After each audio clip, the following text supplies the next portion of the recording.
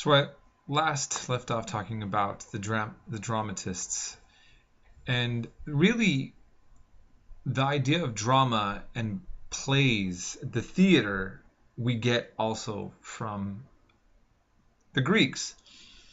And in a certain sense, one could probably make an argument that film and movies are go back to this time.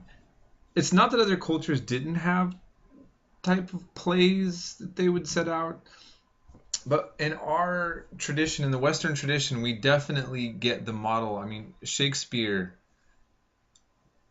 you could really argue, is modeled on the Greek model, right? The ideas of the way that the plays are set up. And these playwrights really had a certain set of themes about human destiny and about gods and fate and the human condition.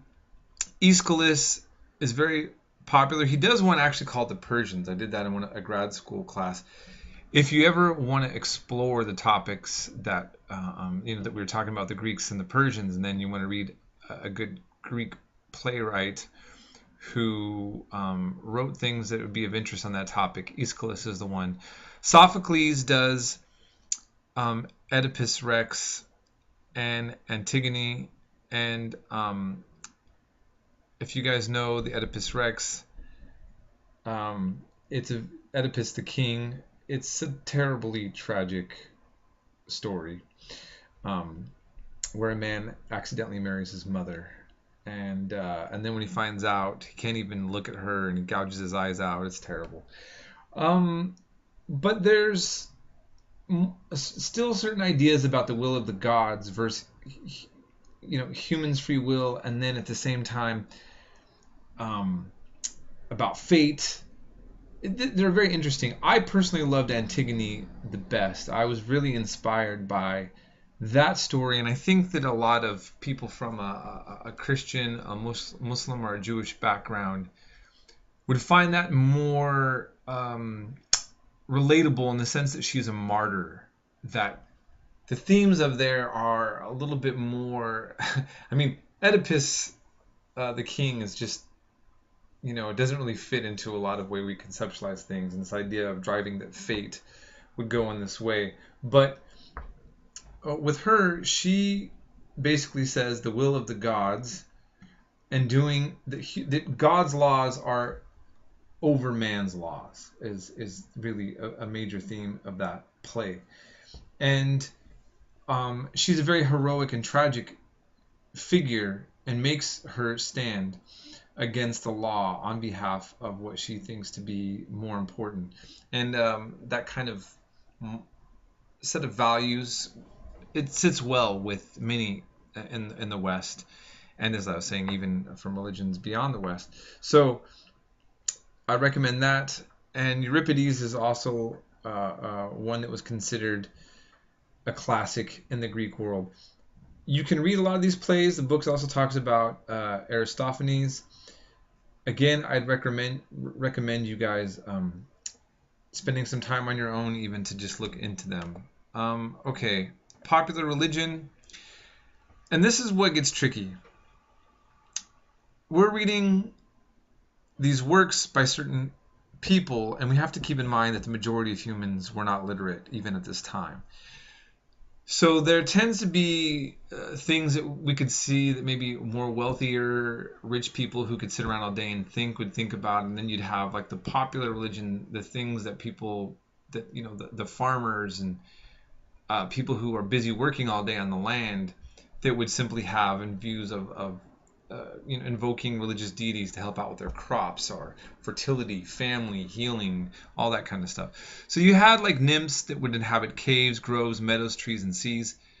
And heroes, as they were seen in the Greek world, were inferior to gods but superior to normal human beings, and they could be called on for help. Okay, so they had like that kind of middle ground. And I just pointed out that many historians of comparative religion have seen similarities of heroes and heroines in this Greek popular religion to Christian saints. And for people who grew up Protestant, the idea of Christian saints is not a part really of your religious tradition. But if you're Greek Orthodox, if you're basically any of the Christian branches other than Protestant, then I think it is interesting to reflect upon the similarities that you would see in the way that the story of the saints of Saint George, I believe he attacks the dragon, right, and all these other kind of different saints that have a similar feel coming out of Greek religion. Okay, and then there were oracles that they had. I just put this in here. I'm actually going to skip that, but you can watch an oracle of Tibet, get a spirit to come in and speak through them, or you don't want to see that. Maybe we're going to just skip that. That idea has been around for a while in different traditions in the world. Is why I have that there. Okay. And then we had the mystery religions that came out of Greece. The Dionysian are the ones that have been known about the most. They were held in remote places, predominantly women. They were eating, drinking, music, and dancing. Acts of wild behavior, tearing apart, eating raw flesh, and drinking the blood of a bull or a goat. There was a lot of these kind of cult-like, weird, kind of Burning Man, Mardi Gras. I don't know what we could compare it to even now. Of these people going out to do these kind of odd, what we would consider to be odd things in these kind of religious rituals. And these were a part of the tradition that hasn't really carried over and was actually squashed out a lot by Christian kingdoms later on, but they're very common in the Greek religion. Now, one of the major contributors, though, of the Greeks was their philosophers. And in fact, I would argue that the way that we think and talk and how we rationalize in the modern world, what we considered in modernity, when people talk about just debating with logic, use your mind, and how we make arguments are heavily influenced by the style of debate and rhetoric and thought that came out of the Greeks. And I think that we could really focus on that. I mean, just for example, Xenophanes,